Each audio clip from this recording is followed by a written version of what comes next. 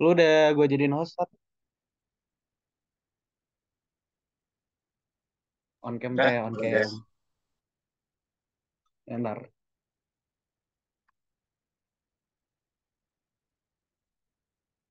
ganti background dulu gue.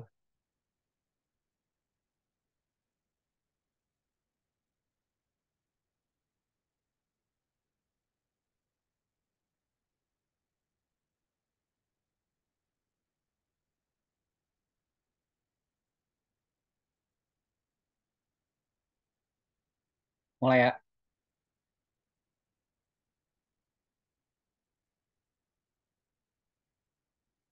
Assalamualaikum warahmatullahi wabarakatuh. Terima kasih Mas Fatih yang sudah hadir malam ini untuk wawancara mengenai pengembangan website atau gitu nggak sih, Sat? Apa gimana? Ya, ulangin lagi. Assalamualaikum warahmatullahi wabarakatuh. Selamat malam Mas Fatih. Terima kasih sudah join ke meeting malam ini. Bisa perkenalkan diri Mas Fatih. Halo semuanya, nama aku Abdi Fatih, biasa dipanggil Fatih atau Pateh ya.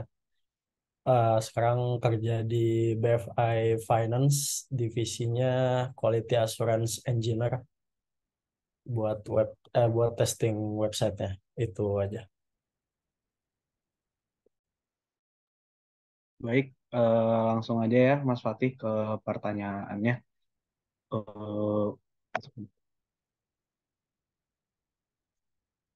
Eh, Pertama, apa sih yang harus dipersiapkan kalau untuk membuat website itu? Kalau buat bikin website, biasanya kita riset dulu, riset tentang penggunanya. Kira si usernya ini bakal apa namanya, yang make itu bakal siapa aja, entah dia remaja atau orang tua atau masyarakat luas. Itu kita harus riset dulu buat tentuin fitur-fiturnya atau kemudian apa namanya, UI-nya tuh mau kayak gimana. Nah, habis itu kalau udah di riset, kita riset lagi fitur-fiturnya tuh kira-kira mau ada apa aja nih di aplikasi atau di website kita. Setelah di riset, baru kita bisa buat UI-nya. Biasanya tuh kalau buat UI-nya itu bisa di Figma atau di Adobe InDesign.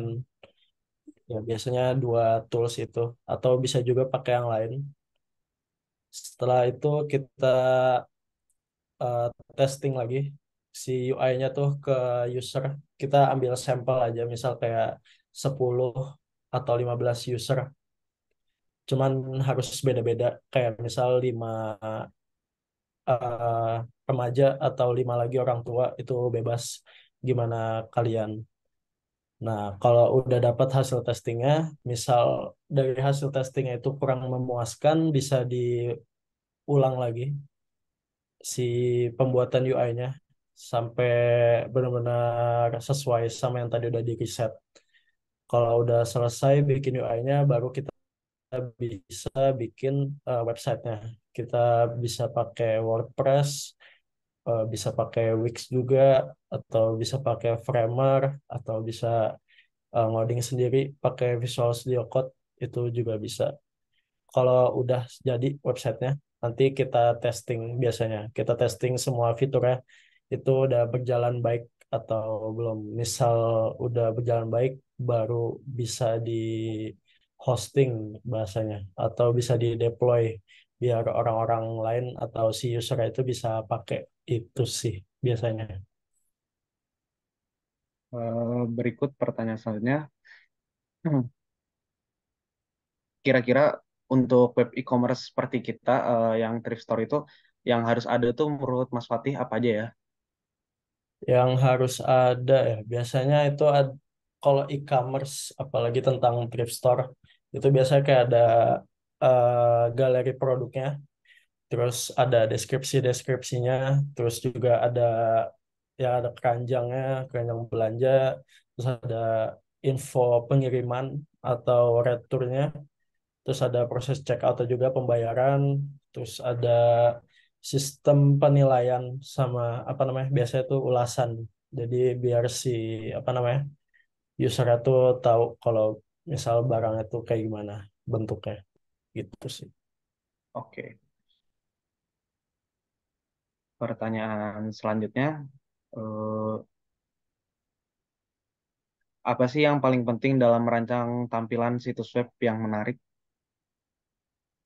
Kalau merancang situs web itu biasanya dia ha- tata letaknya atau layoutnya itu harus terstruktur. Misal di atasnya tuh ada navigation bar, terus di bawahnya lagi ada eh, Jumbotron namanya atau home.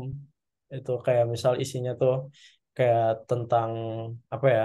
Tentang produknya atau tentang bisa jadi ada diskon dan lain-lain. Nah, terus bisa juga pemilihan warnanya yang sesuai. Misal kayak di Shopee itu warna oranye itu kan ada apa ya? Ada arti tersendirinya. Terus kayak Tokopedia hijau itu kan juga ada arti tersendirinya. Nah, itu warnanya juga harus dipikirin lagi. Terus eh, gambar-gambarnya sama grafisnya tuh kalau bisa harus berkualitas tinggi. Itu aja sih paling. Pertanyaan berikutnya,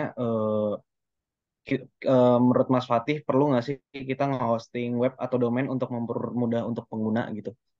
Sebagai web pemula gini gitu yang masih baru dimulai. Kalau masalah hosting atau domain itu wajib sih biar si Hmm. user itu biar bisa make si websitenya. eh si Nge-hostingnya tuh nggak harus bayar ya. Kan hosting biasanya ada di Niaga Hoster, Rumah Web, dan lain-lain. Nah, ada juga yang gratis, misal kayak di WordPress itu misal dia biasanya udah bundling ya. Dia ada domainnya, ada SSL certificate, terus ada cloud-nya juga, CMS, terus bisa juga di Vercel App itu bisa juga itu hosting-hosting web gratis. Jadi kalau buat yang misal baru mulai budgetnya kurang atau gimana itu bisa diakalin pakai itu sih paling itu.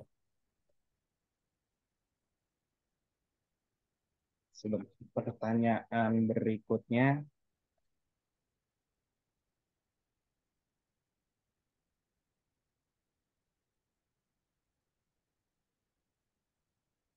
gimana sih biar eh, websitenya atau apa fitur-fiturnya itu buat menarik eh, konsumen gitu lebih banyak. Menurut Mas Fatih gimana ya?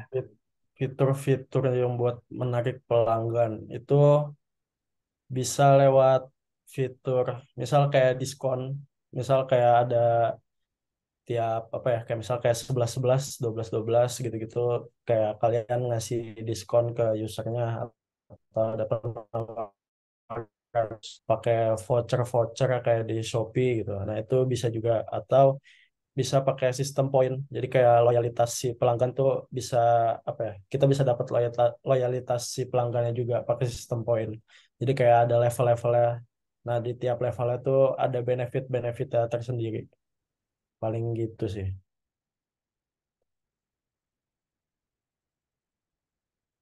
Eh, kita mau nge-share screen dulu ya Mas Fatih Oh, boleh, sebentar. boleh. Bisa dilanjut Kebetulan, ke Satria. ya terima kasih Fajar. Kebetulan Mas Fatih kita kan udah punya website, tapi masih free lah melewati Wix. Nah, kira-kira saya tampilin dulu ya sesinya. Apa sudah muncul? Udah, udah.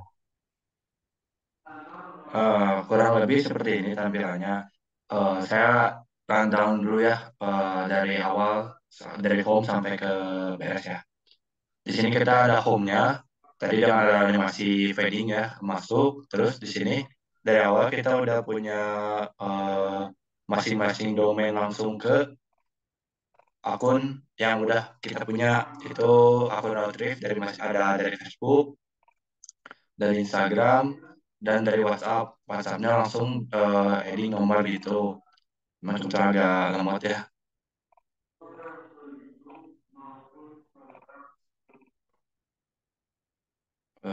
sebentar.